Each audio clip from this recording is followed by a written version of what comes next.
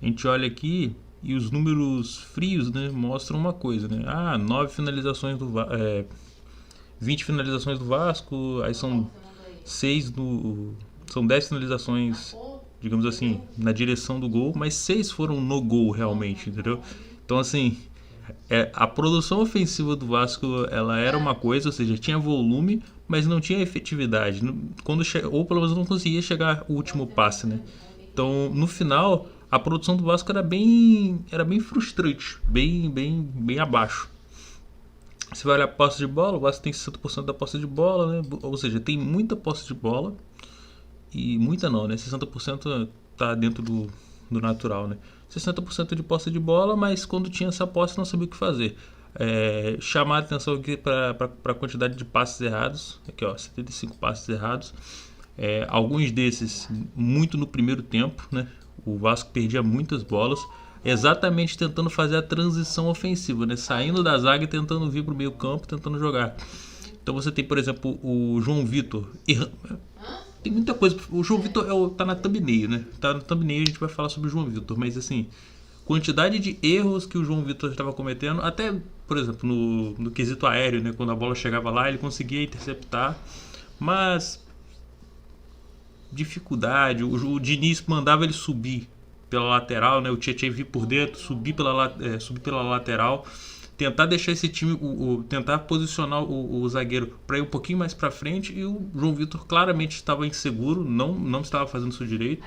Quando não ia, e também errava passe, né? O Lemos errava passe também, tentava fazer um lançamento para lateral e jogava a bola para fora. E exatamente por quê? Porque o cacuete do Vasco é o quê? Jogar pelas laterais. Nunca, porque a jogada do Vasco ela é muito simples.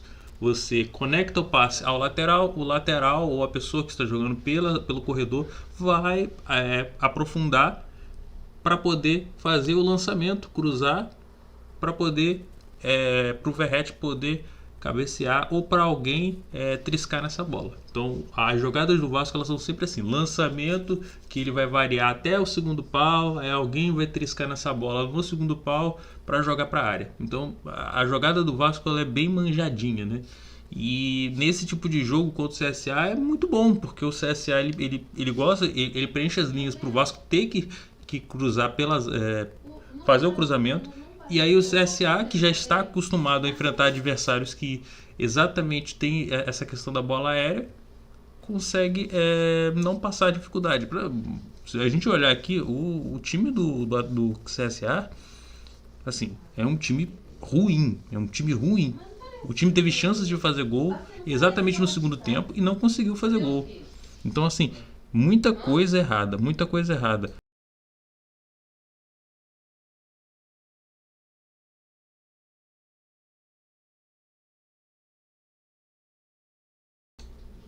Então, assim, tem muita coisa ruim para falar desse jogo, exatamente porque o jogo ele não teve além da produção ofensiva que foi baixa do Vasco, a gente tem uma situação que é a seguinte: o Vasco tentava jogar pelas laterais, né? A gente viu a quantidade de passes errados, né? Exatamente tentando explorar essas laterais. Não é só esse o problema. Se a gente olhar direitinho, até na proporção o Vasco até acertou mais passes que o CSA. Mas é o natural quando você pensa que é um time que tem zilhões de orçamento a mais do que o CSA. Mas percebam, o CSA ele veio com uma proposta de jogar um pouquinho mais fechado, né? Retranca, não saía muito. Quando o CSA conseguia uma bola no primeiro tempo, geralmente era como? Roubando a bola do Vasco na transição, né? Ou seja, subindo para os jogadores fazerem uma pressão, às vezes nem precisava muito. Os jogadores do Vasco, o Gumora, a zaga do Vasco, toda aquela parte central da zaga, tinha muita dificuldade de fazer essa transição e, consequentemente, perdia essa bola. Quando perdia essa bola, era um contra-ataque. Chegou a ter um contra-ataque de 5 contra 3. 5 jogadores do CSA contra 3 do Vasco. E é claro, né, sabendo das dificuldades do CSA, eles não conseguiram aproveitar. Mas foi uma chance. Tem uma outra chance também, que é outro erro de passe.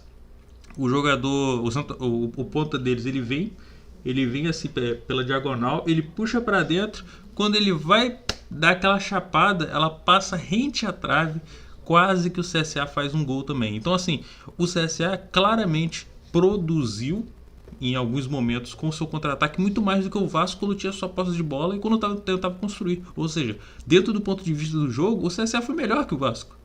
Isso que é uma loucura, né? A gente está pensando num adversário extremamente fraco, que tem muita dificuldade de fazer gol mesmo jogando na sua proposta, e mesmo assim ele foi mais interessante que o Vasco. Não é uma loucura? É uma loucura. E aí a gente vai para um segundo tempo e o CSA começa a se engraçar.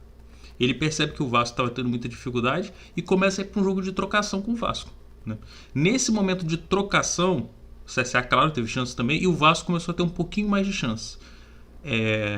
E aí o Vasco começou a produzir e tal. Mas percebam, o CSA teve que sair por uma trocação com o Vasco para que, né, o Vasco pudesse produzir alguma coisa, né? Aí o Diniz tenta mudar o time, né? Coloca o Thiago Mendes no time, ele coloca o Coutinho no lugar do David. Aí você tem uma mudança aí também. O Nuno, se eu não me engano, sai também. Então você tem um time que ele começa. Você vê um Coutinho jogando mais pela esquerda, do lado que o David estava jogando, vindo um pouquinho mais para dentro. O Thiago Mendes mais centralizado e o Ryan por ali. O Ryan, que fez uma partida mais fraca, uma partida fraca do Ryan, ele ainda estava tentando alguma coisa assim, mas ele foi substituído também. E acho que, olha a loucura, né? O Vasco tira David, tira Nuno, e adivinha quem continua no time? Pablo Verratti. E aí, olha a loucura, né? O Vasco tem um jogador expulso, daqui a pouco eu vou falar da expulsão. O Vasco tem um jogador expulso. E aí você pensa, porra, aproveitar que tem o Ryan aí, a gente coloca o Ryan centralizado, tira o Verratti e joga um zagueiro para poder repor essa bola. Não faz sentido a gente jogar desse jeito, né? Com um centroavante, né, como o Verratti. Mas não. O Diniz, sabendo que perde um jogador, com expulsão, um zagueiro, ele tira o Ryan, que era uma tentativa de explosão, tudo bem que o Ryan não jogou bem, para colocar o Lucas Freitas, e permanece com o Verratti. Assim, é loucura. A gente tem 2 jogos que o Vasco teve jogadores expulsos e o Verratti continuou em campo. Não faz o menor sentido. Não faz o menor sentido. Porque assim, não, mas tem jogadores... Agora não tem nem a desculpa de, talvez numa bola aérea, no cruzamento. Quem vai cruzar essa bola? Você tirou os principais cruzadores, você tirou o David, você tirou o Nuno. Você tirou o Ryan também. Sobrou o quê? O Verratti ali. O Verratti vai sair em explosão, vai pegar essa bola, vai botar na frente, dar o tapa e conseguir finalizar. O Ryan que faz esse tipo de coisa. O Ryan que pode tentar fazer isso. O Verratti não. Então assim, mais uma vez o Diniz mexe mal no time. E eu volto a dizer, o time do Vasco é ruim. Então todo time ruim parece que a mexida é sempre errada. Só que, às vezes, você tem um técnico que ele está num time ruim e ele faz a mexida errada mesmo. Ele olha o que está acontecendo e ele tem uma leitura e mesmo assim ele escolhe fazer uma outra coisa. O Diniz sabe. O Diniz sabe que o Verratti não é esse jogador de explosão. O Diniz sabe que em qualquer outra ocasião ele teria que tirar o Verratti, não é? Ele não tira, eu não sei porquê. Eu acredito que seja por teimosia. A minha opinião é que é teimosia. Teimosia da parte do Verratti. Do Verratti, não, do Diniz. João Vitor é muito ruim. Então, Elísio, a gente vai falar sobre o João Vitor daqui a pouco. Eu tava falando da expulsão em geral, mas já falando num panorama geral. Mas eu vou falar do João Vitor agora. Então, assim, em relação ao Diniz, eu não gostei das mudanças dele. Não gostei. Mais uma vez, Jair nem entra, né? Garré. Ninguém. Cadê Garré? Quem é Garré? Eu vou dizer que teve uma mudança interessante do Diniz, que foi a entrada do Lloyd. Santos, o Lloyd? O Lloyd. O Lloyd errou? Errou. Mas tudo que o Lloyd erra é exatamente o que eu esperava que o Lloyd erraria. Agora, quando você tem uma jogada em explosão, em velocidade, ele dá o tapa.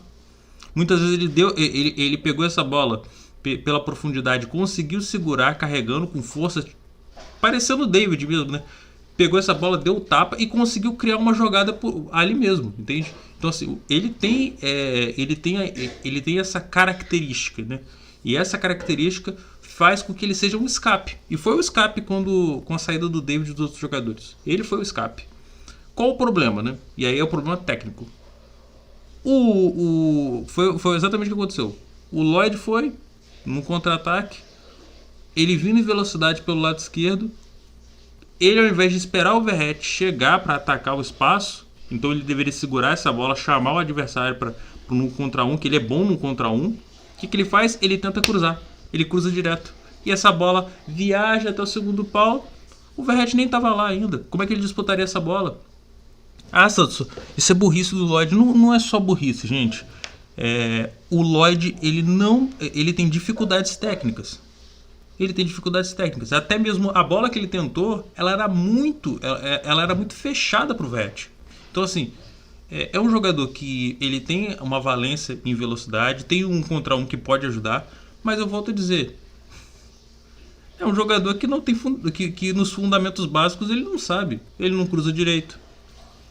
Ele tem até um passe perto, de vez em quando ele até consegue acertar, né? Mas se for um passe em profundidade, ele também não tem essa característica, não tem essa qualidade. Aliás, característica não tem esse fundamento. Então, é dificuldade com o fundamento do passe, do cruzamento. Mas aí eu volto a falar, o Lloyd entrou mal? Não, o Lloyd entrou bem. O Lloyd, ele criou jogadas, né? Ele errou depois, né? Claro, ele cria jogada, ele erra, né? Ele dá, ele tira, que nem o diabo. Mas... tá dentro daquilo que a gente espera do Lloyd. Eu não vou reclamar do Lloyd porque eu acho que ele fez exatamente o que a gente espera que ele faça e exatamente o que ele pode fazer, né? Agora, o que eu vou reclamar? Eu vou reclamar da janela de transferência de novo. Mais uma vez, a gente só demonstra o quão ruim é essa última janela do Felipe, né? Que o Pedrinho adora falar sobre os acertos. Ah, não, o Nuno foi um grande jogador. Ah, tem que pensar no Tietê, que foi um grande achado do Pedrinho, do Felipe. Nossa, que grande achado, o Tietê. Tava escanteado, ninguém conhece o Tietê, né? Ninguém conhece o Tietê. Não é nem como se o Vasco no ano passado tivesse tentado o Marlon Freitas, né? Com a 777, né? Então, essa conversa é conversa fiada, né? Você acerta 2 nomes e erra 7. Não adianta. E não adianta você... Quando eu digo errar 7, gente, não é tipo, o jogador não produziu. Esses jogadores não são relacionados direito. O Garré não é relacionado. Jean Davi, da outra janela, não é nem relacionado direito, né? Souza já foi embora. Maxime Domingos, da outra janela, também já foi embora. Então, assim, são jogadores que eles não conseguem se adaptar fisicamente aqui. Entende?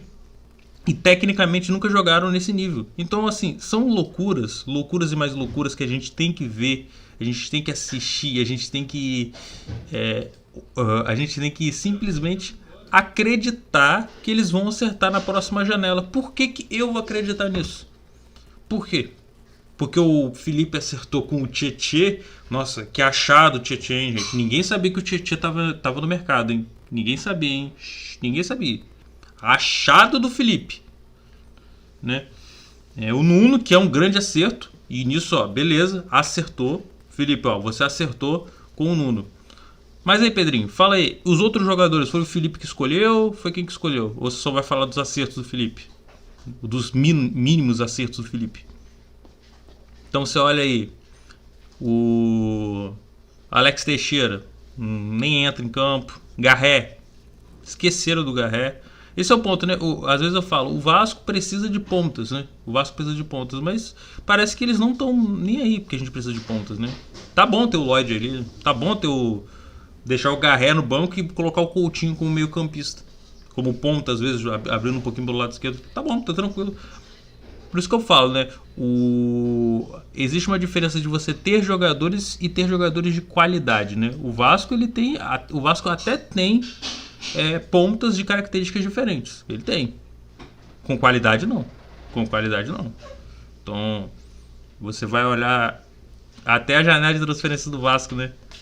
O Vasco precisa de pontas, precisa de um reserva pro Coutinho, porque o Paes saiu.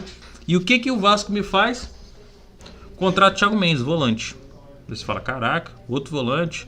Esforza, Jair, Paulinho, Tietê, Matheus Carvalho, Hugo Moura, Thiago Mendes agora? Porra, 7 volantes? Tá bom, né? Chega, né? Vamos agora atrás de um ponto, né? Vamos atrás de um ponto. E o que o Vasco faz? Tenta repatriar o Cauã Barros. Cauã Barros com a posição dele, volante. 8 volantes no time. 8.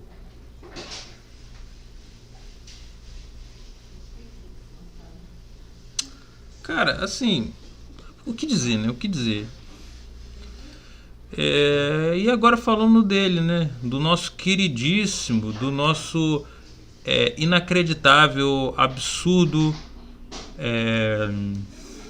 Nem sei como é que eu posso falar. Eu tenho que falar de uma maneira educada, né? De uma maneira educada, né?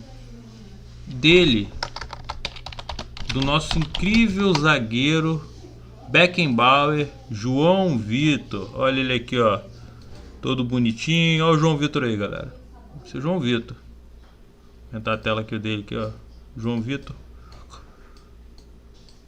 Vou aumentar a tela aqui. Vamos lá, João Vitor. YouTube Premium não. YouTube Premium não.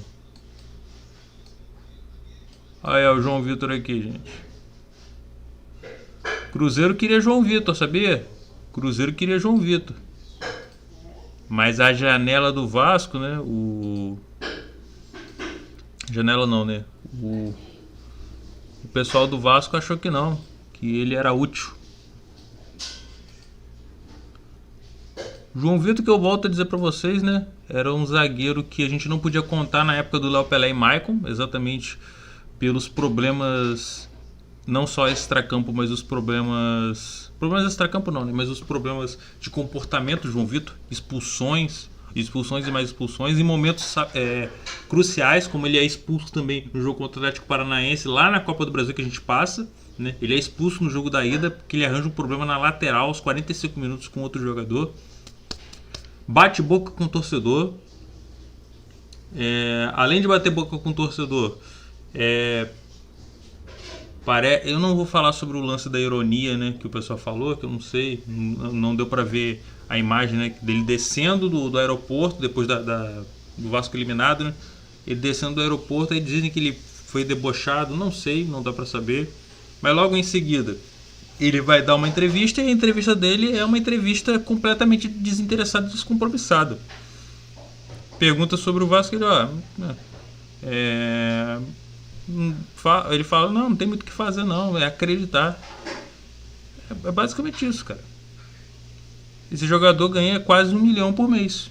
Ganha 1 milhão por mês. E adivinha, é expulso hoje de novo. E eu volto a dizer, outra expulsão burra. Expulsão burra. Porque era um contra-ataque do CSA, supostamente, mas tinha o Tietchan atrás dele e tinha o Paulo Henrique pelo corredor. Por que ele fez essa falta? Ele vai de maneira displicente tentar proteger a bola e ele larga o cotovelo aqui, ó, nessa área. É amarelo, pô. Não teve gatilho. Não teve gatilho, mas tomou o segundo amarelo. Já tava com amarelo. Eu nem lembro do amarelo que ele tomou antes. Nem lembro. Ser sincero, eu nem lembro. Mas eu falo, cara, assim, é uma expulsão aos 40 e poucos minutos. Mais uma vez, uma decisão. Ele vai desfalcar o Vasco no jogo da volta. Se bem que a gente fala desfalcar, né? Ele não é bem um desfalque hoje em dia, né? Tá mais para um livramento. Mas percebam, né? É mais uma vez displicente. Mais uma vez, quando o Vasco precisa dele, ele comete um erro desse calibre. Não é um erro comum. Não é um erro comum, né? É um erro infantil. Um erro bobo de um jogador velho. Um jogador que era para ser a solução. E essa é a loucura, né? O João Vitor, gente, ele foi contratado a preço de solução. Ele foi contratado por cerca de 7 milhões de euros. Façam aí a continha de vocês, quanto que deu. Dá aí uns 30 milhões de reais. Ele foi contratado como solução e adivinha, ele é um problema. Olha que loucura, né? Você contrata uma solução e essa solução se transforma num problema. É uma loucura que acontece com o Vasco. Com o Vasco, se você compra um anão, ele cresce. Você compra uma bola, ela fica quadrada. É foda. A gente tem que ver essa situação e às vezes é bom fazer uma piadinha ou outra, mas há um pouco também de incompetência nesse mercado. Departamento de scouts ruim, trazendo jogadores ruins, jogadores fracos fisicamente, jogadores que não podem atuar numa Série A. Aí já não é culpa mais do Pedrinho, porque o João Vitor foi contratado pela 777, empresa burra, vagabunda, que não entende de futebol.